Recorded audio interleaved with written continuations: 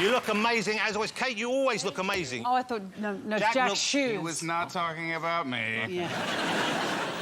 Now, you're in a movie together. They're in a new movie. It's opening 21st September. It's called The House with a Clock in Its Walls. Is this the first time you two have worked together? You laugh at the title. It's complicated. Why was there a titter? Yeah, it's a long title. It's a long The title. house with a clock in its walls. Diction. Good laugh. Diction. Was it the way I said it you think that was wrong? Yes. Can you... Let's, Wow. you know... Hold on, don't I'm gonna start. edit certain You things really out. have Do to you wanna enunciate or you have can another get in go trouble at with The this house title. with the clock in its walls.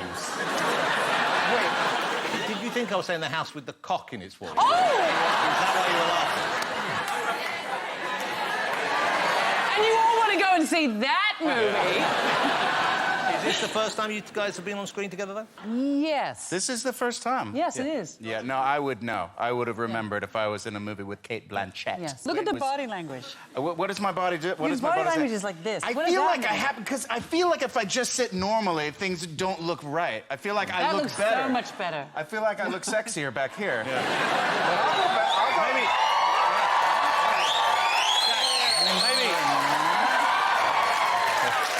Let's see. Let's see. I mean, what's going on It's already? a children's movie. Yeah, we got to cut that bit out. Well, this must have been repressed. This kind of chemistry was obviously held back from the film. Yes, there's You a couldn't let deep it out. history between our characters, but it's not that. Now, we established there's a house, and we know that there is probably a clock in the walls. Yes. So far, that's all we know about it. What more can you tell me about the film? There's a boy who tragically loses his parents, and he has to come live with his eccentric uncle, Bing, who is also, turns out to be a warlock. And my best friend who lives across the street, this one right here, who is a witch. And we teach him our magical ways. And in the meantime, he's trying to fit in at school like a regular kid. Yeah. And he's feeling kind of insecure. So he uses his magical powers to try to fit into that real... I'm not good at explaining a movie because I end up saying every single thing that happens. You know what? Anyway, there's a house and it has a clock in the walls, in the walls. and it's going to turn time backwards to eradicate the human race. It's a great family film. The It kid's is. not too young. It's a bit scary for really young kids, maybe, isn't it? But I would have thought 7 or 8 and up. What, is 6 months? Yeah. Something? yeah. My boys love a good scare. I mean, I think you know if your kids like those kind of movies. I have to draw the line because they want to go see, like, really scary rated R movies. I'm like, no, I need to watch it first before I allow them to see, like, the nightmare-inducing movies.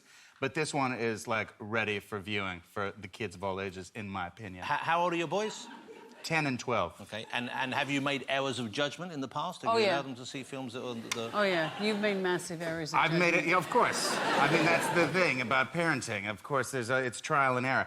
But, you know, I'm right there with the remote. Yeah. So I can pause it in the middle of some naughty bits if I I mean, need to how rewind. young were they when you showed them The Shining? The Shining? No, come on. I have not shown them a Shining. I was going on a trip, and my husband said, I'm on top of it, it's good, we're going to watch a movie. Had my bags, getting ready to go to the airport. My 4-year-old son was watching The Shining, and it's like, a bit early. So now you are both, I think, the same age. We were separated at birth. Yeah. Yeah. Raised as a scientific experiment by different parents. But I'm raising this because you both have a pretty big, a milestone birthday coming up. Oh, yeah. We do. That's We're going to coming be next year. 100 together. Yeah, that's right. They're both heading Between for the their two of us. 50th birthday. Do you have plans? Are you going to kick it off in big style? Are you big party people? No. I don't really like throwing parties for myself. But if anyone else wants to throw a party for Jack, yes, I'm totally happy. My favorite birthday I ever had was my 40th birthday, and I just did a concert with my pal, Kyle, Tenacious D concert. Oh, no, who doesn't love Tenacious D? Tenacious D. I would much prefer to put on a show than to throw a party for my... Parties make me anxious. I get nervous, and I feel all worried. Are people going to have fun at my party? But if I just put on a show, it takes care of all of that. That's interesting. So you kind of, that gave you a reason for being there? Yeah. So you felt comfortable in that? And I put all my friends and family in the show. They're on stage with me, feeling the energy and the adrenaline. That was the best birthday. I think maybe we should do that. Maybe we should put on a show. Maybe we should have a Tenacious D concert. Yeah. For my birthday. Yes. What do you want to hear? I want to hear that one about... That one. I think I know the one. No, the one about this is the best song in the world. Yes. Oh, Tribute. Tribute. That's our best one. Yeah, yeah. It's actually the first song we ever wrote. Wow. And it's still, sadly, our best song. It's still... We just hit it out of the park. So now, Tenacious D, though, you're doing another Tenacious D movie, is that right? Or a cartoon? What's going on? Yeah, we made an animated feature that I did all the drawings for. I didn't know you were an artist. That's going to be coming out on YouTube on September 28th. Wow. So tune in. So the week after this. Comedy, heavy, is that kind of R-rated, like some of the stuff you used to do with Tenacious D, or is it kind of broader? I mean, it's a cartoon, so I feel like we have a little more artistic license, but it's basically the most penises that you've ever seen in a movie. I think we broke the record for... Wow. Most penises. I know, but these are all penises drawn by you. He doesn't draw anything else. It's... I'm very good at drawing penises. OK, I would like to see one. You want me to draw? I've got... What would you like to see Jack draw? Because we had this here because they said Jack said I can draw a picture of you. But I think, wouldn't you rather see a picture of obviously you as a penis? I could draw your penis. You could do that. OK. Challenge accepted. Challenge accepted. Now, do you need me to model for this at all? Yeah, just stay right where you are. I was just going to do this from memory, Jack. Wow. It's big. I mean, well, you know, it's a blessing and a curse. I don't know. This is just Picasso. That's just right out of the gate. I think you need to go see a doctor. Wow. OK, that's... the thing is, I can see myself in that. It's not bad for 30 seconds. It's not. But you guys obviously like each other. You get on very well.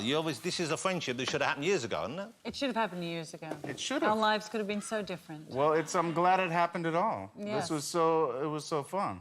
Every day, walking to the set with my pal, Cate Blanchett. Who, by the way, I don't know if you know this, but Cate has chosen to live in our country. You live here in the UK now, don't you? I came back just in time for Brexit. Yeah? Oh. OK. So we can blame you for that. Yes, it's all my fault. But what do you like? Why did you choose to live here? Why did you decide to stay here? I just think that, you know, in my country, you walk into a field and, you know, you're going to be killed by some kind of snake or accosted by a huge... The spiders in the toilet. Yeah, it's much more benign here. You can have pigs, chickens... You had some pet pigs, didn't you? I did. It was a failed experiment to turn my children vegetarian. I think I realised that moment when, at the time, my husband decided to call them Benson and Hedges. Because they were going to be smoked. You know, but, you know, I failed. OK. I failed. And, Jack, you like it here. You've never lived here, but you like it here. I do. I've always had great experiences here. I love playing music here. Got a great music scene. Look at the bands you have. You got Radiohead. You got Blur. You got Gorillaz. Yeah. You got Fish and Chips.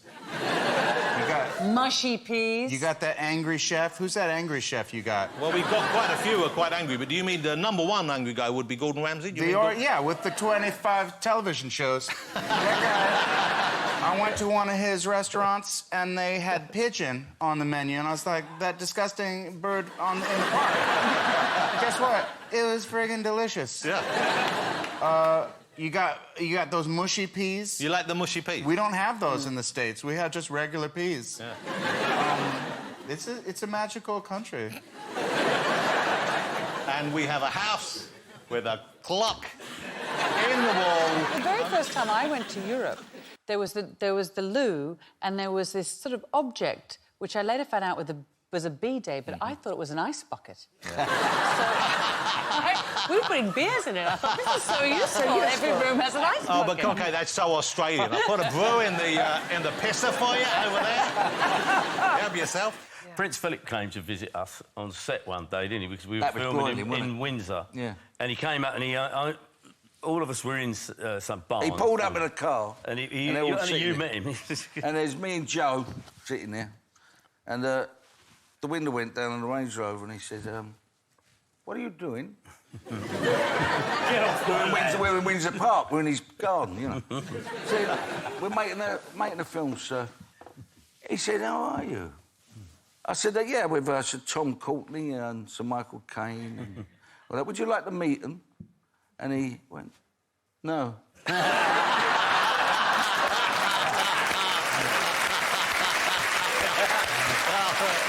I went to their house once for lunch, and there were 12 of us, and I couldn't work out for the life of me why I'd been invited. I played Queen Elizabeth and sitting next to her, and I thought, well, maybe she's seen the movie and wants to ask me about my interpretation. And I sat next to him, and he said, oh, I hear you're an actor. And I said, yeah, that's right. He said, well, I was given a DVD player for Christmas, and I can't work out whether I put the green cord in or the red cord. And I said, well, sir, it's not my area of expertise. I thought he's invited me for lunch to tell him how he's making DVD players.